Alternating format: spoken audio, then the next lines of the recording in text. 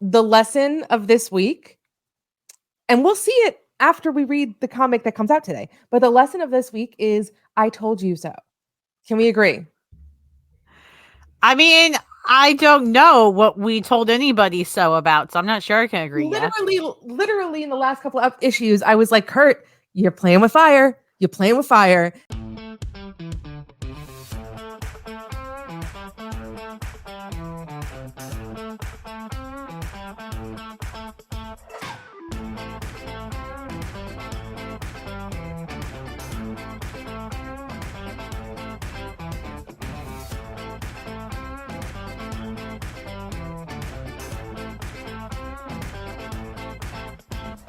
The girl is going to turn on you. Like, what are you doing? Like, look at your life, look at your choices. And what happens? Spoiler alert, guys. I know we just started this in 50. We're only like less than a minute into this whole episode. But spoiler alert, stop now if you haven't read Uncanny Spider-Man #4. She turns on him. Wow, crazy concept.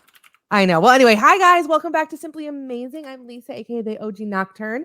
And then, of course, we have Lauren, the wonderful, fabulous. Oh, crap. Why are there things going off? Stop making sound. Lisa is so popular. She's making everybody and everything go off right now. Oh yeah, everybody's like, "Oh my god." But yeah, so Lauren's here with me as well. And we're going to talk about Uncanny Spider-Man #4, which why did we get 3 issues in 1 month? That seems like a lot. I don't know. I think they were just like, fuck, we have to get these issues out before X-Men Blue. I think that was the rush.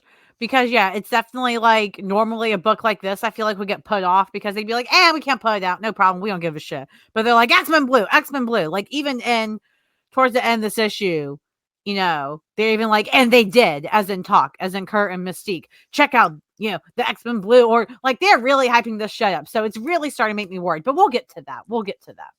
Yeah, I tweeted out for people's predictions and for X-Men Blue, which again comes out today, the day you are listening to this right now, that comes out, and we will definitely have an episode about it soon, and you will just if you live in the United States and you notice there's like an atomic bomb goes out off in the northwest or the northeast, I'm sorry, northeast. Yeah, that's just me not approving of X-Men Blue Origins. So yeah, I hear that. Yeah.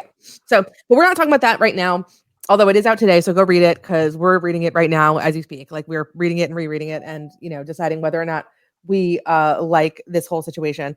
But yeah, so let's talk about Uncanny Spider-Man #4. We start out with the real Spider-Man, Peter Parker Spider-Man, hanging out at a anti-mutant rally where for some reason they've like taken a pizza guy. I didn't understand the significance of the pizza guy.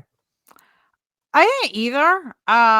In terms of like I feel like, listen, a lot of the stuff at the beginning between like Peter Parker Spider-Man and Kurt, I guess. I felt like it was Spurrier trying too hard to act like he understood the spider people. And he doesn't, because like the whole, what was the point of the pizza person? And then this whole shit that like I feel like we won't get an answer to, or if we do, it's gonna be a very unsatisfying answer, is why is it that robot thinks Sentinel, whatever Tony Stark ass shit it is, why is it that it doesn't think Kurt is a mutant, but then, spoiler alert, it thinks that Peter Parker is a mutant? What the fuck? Yeah, it's interesting, and it's kind of funny too, because so here's something kind of interesting about that situation. I feel like that kind of there's a hint of an answer to that later on in the issue that we'll get to. Which basically I'll just get to it right now. Like, I mean, essentially later on in the issue, they say that, wow, it seems like the Sentinels pick out people who are making trouble more than they pick out mutants, which maybe that's what it is like it's not just about picking out mutants, but about, breeding compliance. And like, Peter, like the mob was doing the good work that the Sentinel wanted it to do, which was like be anti-mutant and like make noise about being anti-mutant. And Peter was trying to like tamp that down. So the best way to turn the mob on him would be to be like, oh, but he's a mutant, by the way. So there could be like a gaslighting kind of thing underneath it where it's just like, anybody who, is seen as the enemy suddenly becomes a mutant and suddenly becomes a reason to hate. But that's, I don't know, but we'll see how that goes. I mean, there's only one issue left on this, so who knows how much more time they have to wrap it up. But the interesting thing I will say is that Kurt like deliberately stays out of the mutant bullshit. Like, even like his little like Banff guy is like, don't you want to go? Like, then he's like, no, not my circus, not my monkeys. And it reminds me a lot of, there was an episode of X-Men Evolution where all of the X-Men got outed as mutants because they were all like, they were in this huge battle with the Brotherhood that got televised. And so everybody in the high school knew that they were mutants. The only one that didn't get outed was Nightcrawler because he wears his image inducer. So nobody knew that like the German kid in school is that blue guy on the TV. And he actually made the choice in the show to distance himself from the other mutants and like kind of live in anonymity a little bit longer. By the end of the episode, he doesn't. But I mean, he like reveals himself. But I always thought that was not outside of his character to do something like that. Like, he's an incredibly selfless person, but I feel like he can come to a point where he's like, okay, I have an opportunity here to live life in a way that like I never thought possible, and I'm just going to take that opportunity. Yeah, I mean, this issue confuses me. But I think it just goes to, I feel confident in standing my ground with kind of how I started this series, where a lot of people were very excited. They're like, wow, Kurt's back, and maybe Spurrier isn't throwing shit around like he was before. And to me, a lot of this issue to me still says Spurrier continues to throw shit around. I don't know why the editorial was like, write more Kurt, dude. But apparently the books are selling. So maybe we need to question ourselves, including myself. I don't know. But it definitely isn't feeling as fun as it did the first issue. Let me tell you that. Well, yeah, I mean, the fun is definitely like, I'm still enjoying the swashbuckleriness of it. And I'm enjoying like seeing Kurt as Spider-Man, because he does make a great Spider-Man. He just does. He does. But I feel like now that's going away. In terms of like, I'm trying to remember. I'm pretty sure I saw a solicit that Kurt is going to go back to the X-Men after this run. Yeah, which it's like the X-Men are a mess still too. I know I'm talking way off topic from where you are actually talking about the issue, but like, that's just kind of where I am right now. I feel like this issue, like, again, it's just a confusing one, because I'm like, I can see some reasoning why like Kurt says or acts this way in this issue. And then I'm also on the other end of, but I also still feel like that could have been done better, or why they have to get to this point. But I don't know. I'm ready for this to get wrapped up, and I'm ready to judge X-Men Blue Origins. I'm ready to judge Marvel editorial and Cy Spurrier together. Because again, I am not a fan of only blaming the writer. Editorial is the barrier, guys. Okay. If editorial doesn't cut something out, then they are just as much to blame, if not more, depending on the situation. So we're also going to blame them. Yes. I mean, I'm having like PTSD flashbacks to the Draco, and like how we all felt right before the Draco, and like, this is going to be great. We're going to find out Nightcrawler's father. It's going to be amazing. So yeah, this is going to be interesting, how this all shakes out. I'm very excited to see what they end up deciding to do.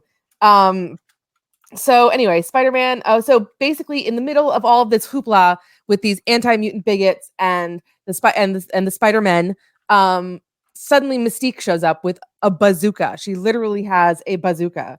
And she just does that. I mean, listen, I stan a well-armed queen. Like, you know what I mean? Like, the Constitution gives her the right to bear arms, and God damn it, if she is not going to bear them. Listen, I'm with you, and I will completely say this. I feel like we were robbed of getting to see Mystique wreak havoc in this series. I feel like we were robbed of that shit. Like, what I want to see more of her, just like, oh, Kurt chopped up this gun. Well, I got 3 more here, and I'm gonna go blow some assholes up. Bye. Like, that sounds hilarious. I would love a book where just Mystique, it's like, just call it like Mystique's Mayhem. And it's just her. Yeah. I would love a book where it's like every arc is her at a different point in history, in recent history, and like what she was doing during that time, you know? Facts. Completely And it's agree. like, and like there'll be a one single issue where like during the JFK assassination, she was actually at home, like eating, like she was at home, like, and she's just watching it on TV, and she's like, oh shit, they're gonna think I had something to do with this. But yeah, no, I would love like Mystique running amok across history and just like fucking things up with her bazookas.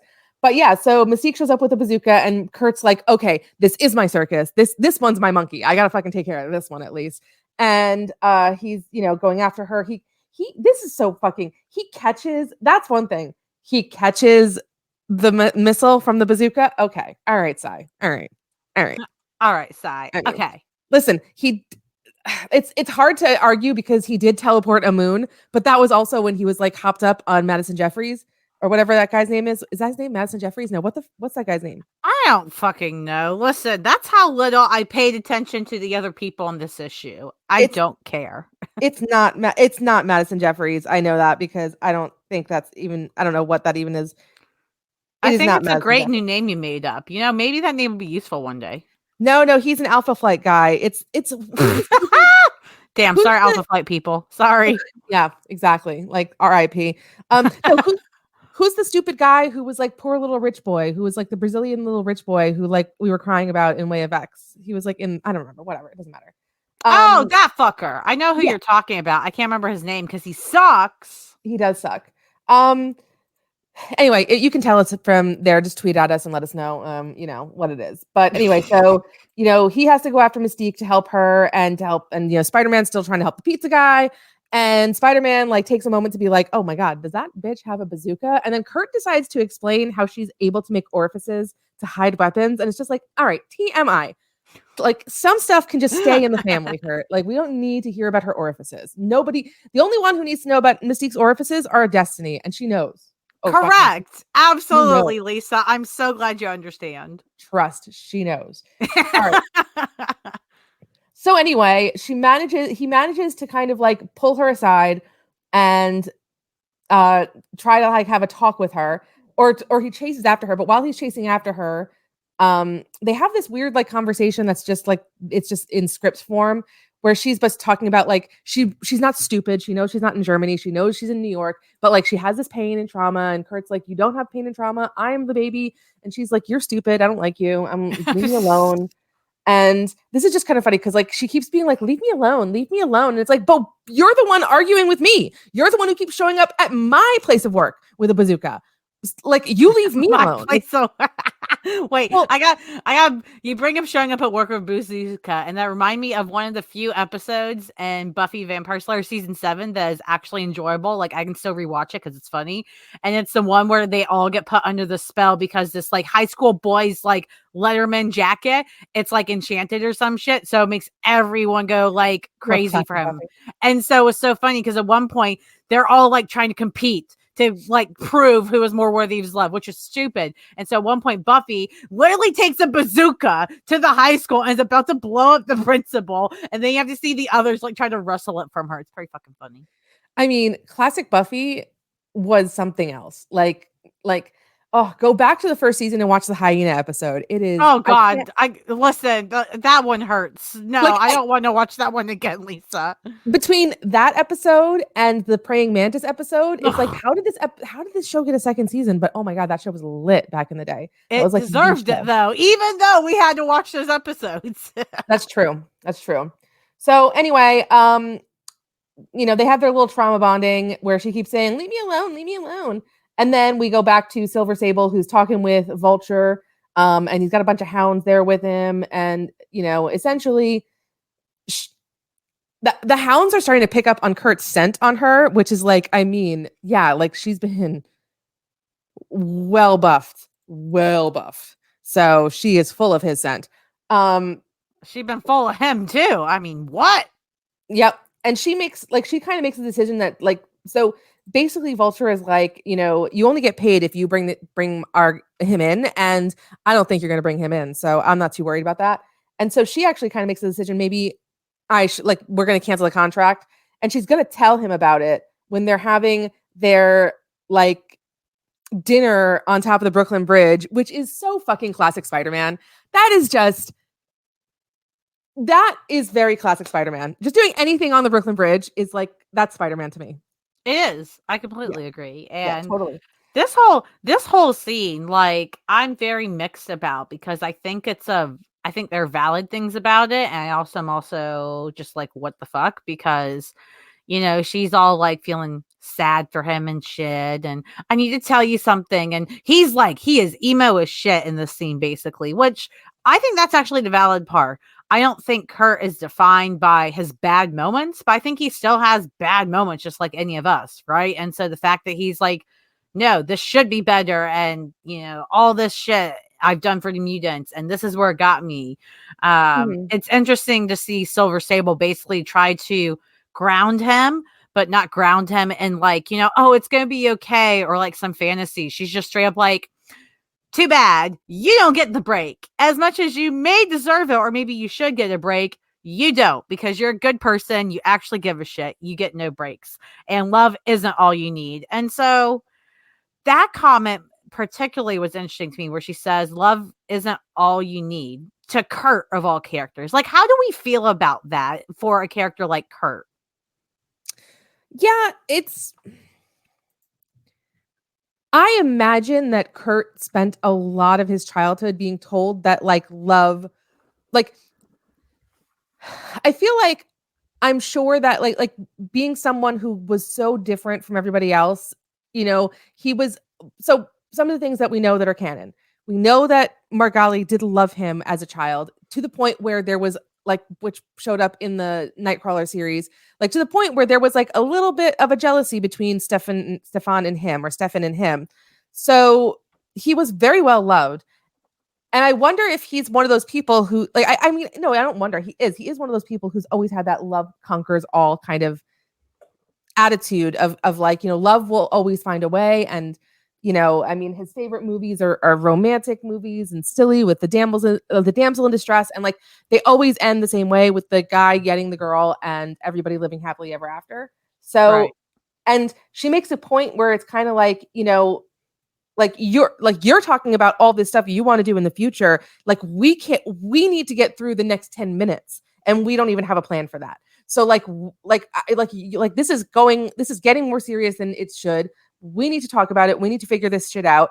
And like he won't even let her get like a word in it. Like I get the idea in the beginning of the conversation that he's purposefully trying to avoid her having a serious conversation with him because he knows that it's not going to lead anywhere positive. So that's why he keeps throwing out other things to talk about while she's like, okay, no, we need to fucking talk. I need to talk to you about something. But she gets called away before she can even like say anything. And she's like, I'll see you later. I need to see you. And he's like, with the helmet on or helmet off. And she's like, well, I'm going to pretend you didn't say that. Because it was kind of a rude thing to say, Kurt. It was kind of a rude thing to say. It kind of like, it's funny because, yeah, like I read that and I was like, ooh, that was the wrong thing to say, my dude. But I also am imagining her asking that very genuinely. I don't think he actually would say that passive aggressively. Like it can be like other characters totally would. I think he genuinely is just like, okay, but what should I expect? And of course, Yeah. it doesn't matter what he intends or if that he was genuine. It's still a little slap to the face. Yeah. And the other big thing is like, she's like, I'm going to pretend you didn't say that. And it's like, okay, like that was a very rude thing to say, Kurt, but also you're fucking right on the money because He is. Like, he's right on the fucking money. Like you in danger, girl. Like she's coming for you. Like it's not going to be good. It is not going to be good at all. And so Kurt goes off to do his little Spider-Man-y thingy, and Silver Sable goes out, and she ends up running into her. I don't know, some guy, one of her guys, and she's like, "Well, I'm gonna cancel our contract." He's like, "Absolutely not, because we got mouths to feed back home in whatever our country's called.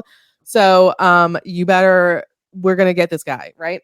And meanwhile, at the same time, Mystique, Nightcrawler finds Mystique talking about her poor blue baby, and he's like, "We need to talk." And then there's the bump, bump, bump, and they do, which is like yada yada yada, right over the big talk, which is going to happen, of course, today in the issue that comes out today, X-Men Origins, X-Men Blue Origins, whatever the frick it's called. Listen, I'm stressed and I'm also annoyed because they throw that in there. So I'm like, okay, I need X-Men Blue. But like when we record this, we don't have it yet. When you guys hear this, it will be out. And so I'm here like, okay, I don't care what happens next in Uncanny Spider-Man right now.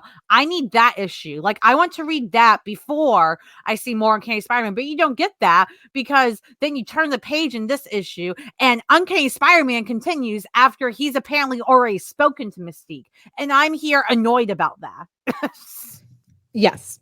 So we don't see anything. We don't know anything. All we know now is Silver Sable is hanging out in his little church bell area. And when he shows up, he's like, what do you want to tell me? And of course, she's like, I'm sorry, because she ratted him out. She gave him away. She, he got. He got did in. That's it. It's done. It's over. He's been captured now. I think it's interesting that when he comes in, and correct me if I'm wrong, maybe I missed it in our issue, his eyes are glowing. So he's teleported in after having talked to Mystique, supposedly. And also, supposedly, this is Kurt, and not someone we think. And his eyes are glowing. Whose eyes have glowed before in the dark and shit? Not Kurt's, to my knowledge.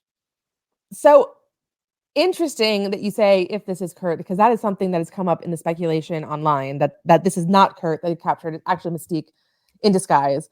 And okay, well, let's talk about that next page where they bring Kurt in and they're like, okay, so are we sure that this is him because his mother is a shapeshifter? How can we be sure? And so they check his mitochondrial DNA. Which, okay, I thought that was an interesting choice. So they check his mitochondrial DNA and his regular DNA, and they're like, oh, it's all a match, right? And then they make the point that the mitochondria is passed down through the mother. Are we sure it's not Mystique? And they're like, no, he's got the Y chromosome as well. So it's got to be, it's whatever a boy would be that has Mystique's DNA, basically. So it's got to be him, right? So, okay, a couple things. Number one, if it turns out this is Mystique, I'm caught up on the biology of it all, and I'm sorry, because if Mystique turns out to have been his father who actually fathered him, then they would not share mitochondrial DNA, and I'm stuck on that. So that's fair. And also, when you said the mitochondria, my brain finished it with is the powerhouse of the cell. That is. That's what everybody knows. It's so funny because I'm taking anatomy and physiology now to go back to school, and my brother is a PA, and I was like, oh, test me on the cell, and he's like, what's the mitochondria? And I literally all I could think of was, oh, it's the powerhouse of the cell. Of course, as long as that gets me an A, that's all I care. That's all I care. Yeah, but I mean, listen, I kind of saw this coming from the start. I think I said it, but if I didn't, then I'm not gonna say I said it, but. This is going to be messy. Whatever they are doing with Kurt's parentage, whether we all like the result of it or we don't, it's going to be a mess. Whatever. Yes. And because they're only doing it because they're not even fixing, like, this Uncanny Spider-Man hasn't done anything. Only X-Men Blue Origins, quote, is supposed to do that. That means one issue to fix all this shit. There's no way it's going to make sense. There's no way there's going to not be any questions or loopholes or issues. But at the end of the day, if and only if we get the result that we want and that we believe makes sense, I'm good with it. Because I can sit here and go in circles all day about, but they can't share mitochondrial DNA. And that's a fact and true. And I can still say, but they're his biological parents. So I don't care. Let's see where it goes. Like, they make a specific point to be like, oh, is it like the mitochondrial DNA is passed on by the mother. So, but the other thing too, that like hints that that hints to me, at least it has to be Kurt, is he makes a point to say at the very end of the issue that like love is not all you need, which is in direct reference to his conversation with Silver Sable, right, which like Mystique wouldn't know about. So unless Kurt told her. I mean, is Kurt going to be like, oh, by the way, the last thing that she said to me, that seems very far-fetched. But listen, if they somehow, like, let's say they talk and they get her head basically more like Mystique, not just flipping her shell about baby, which, by the way, there's a page earlier in this issue where you see you have to read it because it's all just text, unfortunately. But it's Yeah. Mystique basically telling Kurt that she knows she's out of her head. She knows her head isn't right. She knows she can't obsess over. She can't stop obsessing over this baby. But she also knows that that's the current situation she's in, and she has to fucking deal with it. Which to me, I do think that self-awareness and that understanding of she has to still survive somehow and make do with what she's got is Mystique. I think that is in character for her. I am interested to see why the fuck her head is so stuck like that. But I do also think that it would only make sense that somehow, some way, they get her head back right, and then Kurt and Mystique talk, and Kurt's like, I basically gotta go do this fucking thing that I don't want to do. And then they get on some level and they make a plan, and then I don't know. I feel like there's gotta be something, but you could be right. It could just be them pulling her leg, and it is Kurt the whole time because there is nothing clever here. Who knows? Well, I think there's a lot of things that could happen. So, now see, all right, now I'm going back to it being Mystique only because like Kurt made a point to talk about how she could make all these orifices to hide guns in, and it's like if they were going to infiltrate Orcus, that's a great fucking way to do it. Ding ding like, ding ding. like, I'm telling you, this is not gonna make sense. However they make this shit work, it's not gonna make sense. We're all gonna drive ourselves crazy trying to think of the logistics and the rationality. But that's what happens when Marvel finally decides, oh, fuck. Okay, let's make this work, guys. Make it work. You only get 5 issues and then a bonus issue to make this shit work. Figure it the fuck out. And that's all we get, which speaks to Marvel and editorial more than the writer in that case to me. Doesn't excuse any poor writing. Don't get me wrong. But again, Marvel editorial, I'm watching you. And as well, you should. As well, you very well should. I'm just looking at I'm trying to find the X-Men Origins preview because I wanted to ask you about a couple things I noticed in it and what you think about it. I haven't even looked at that yet, so yes. Oh, you haven't looked at it? I don't think so, unless I haven't forgot. So, okay, so we won't talk about it at length only because, we're going to talk about the actual issue, when it comes out, but couple little things. So, interestingly enough, there's a scene where you see Raven and like Baron Christian Wagner, and then there's a woman like right behind him who's wearing sunglasses like indoors, which is kind of interesting choice, right? Okay. Then you see Mystique is pregnant, and then there's a maid who's like right behind her who's also pregnant, and it's like, oh, that's interesting. What? Why would there be a maid pregnant at the same time that she's pregnant? And like that's got to be that's an interesting thing. And then the last thing I'll mention, I'll mention 2 last things. She mentions so she talks about how like she was able to keep her human form for 2 years, and it was the baby that made her slip up. And Kurt was like, "Oh, it was the pain of childbirth," and she's like, "No, it was the moment his skin touched mine." And it's like, oh, interesting that she's very clear to be like, it wasn't the birth that did it because I didn't birth him, maybe. Ha ha ha. And then she, at the very end of the preview, she's like, I went back to the castle to get my wife, which means that Destiny was living there with her and the Baron. Oh, yeah, no, that's totally her in the background with the shot of Raven pregnant. And then the back, you see the pregnant maid. With, the glasses on, the brown hair up. That's 1,000% Destiny. 1,000%. The pregnant maid? I don't know how it could be, but it looks like her. That's what I'm saying. Yeah, absolutely. 100%. 100%. That's gotta be her. Also, I don't appreciate the half-naked shot of Azazel. No one asked for this. Take it away. I know. It's just, he's so gross. Like, there's just nothing about him that will ever appeal to me on any level, ever, period. There's just nothing. No, he doesn't even go here. He does not go here. Get him out of here, please. All right? Like, let him know his time is up, and respectfully, please get out. Just like, when Taylor Swift got kicked out of that Kennedy wedding. But listen, this preview does pretty much clarify to me that at least Destiny will somehow be involved in being his biological parent along with Mystique.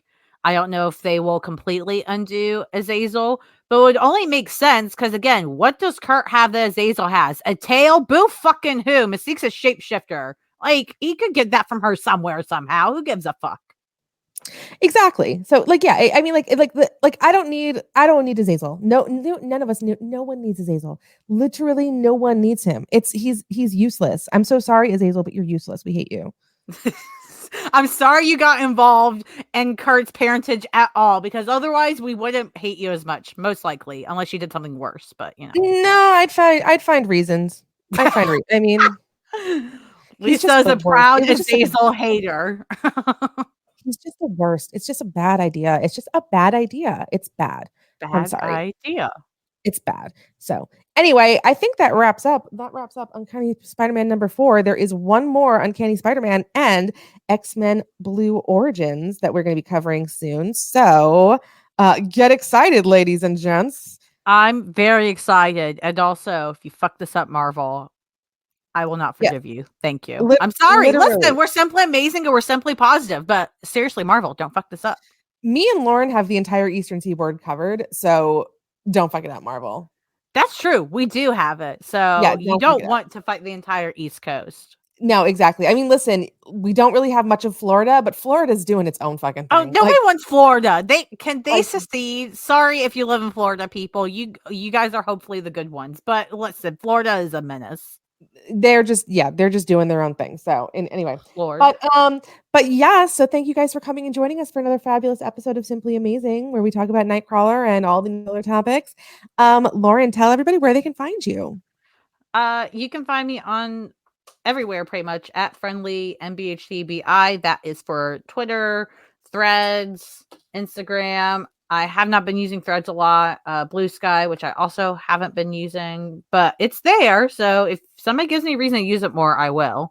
Because that's the whole point of social media, is to socialize at the end of the day. Nobody likes to say it because we all want to be tough and cool and nobody can hurt me. But social media is so we can socialize with each other. So I want to socialize with you guys. So come bother me. I love that. Absolutely. I totally agree. Let's do this. Let's bother each other. And yeah, come find us on social media on everything. We're on Twitter. We're on Blue Sky. We should do more on Blue Sky, but we're not doing it really, but we're everywhere. Right. Come find us, simplyamazingpod.com. That's our website that has all of our socials and other information. And if you're out there listening from Florida, like what you doing, baby? There's 49 other states, but don't worry, you're still simply amazing.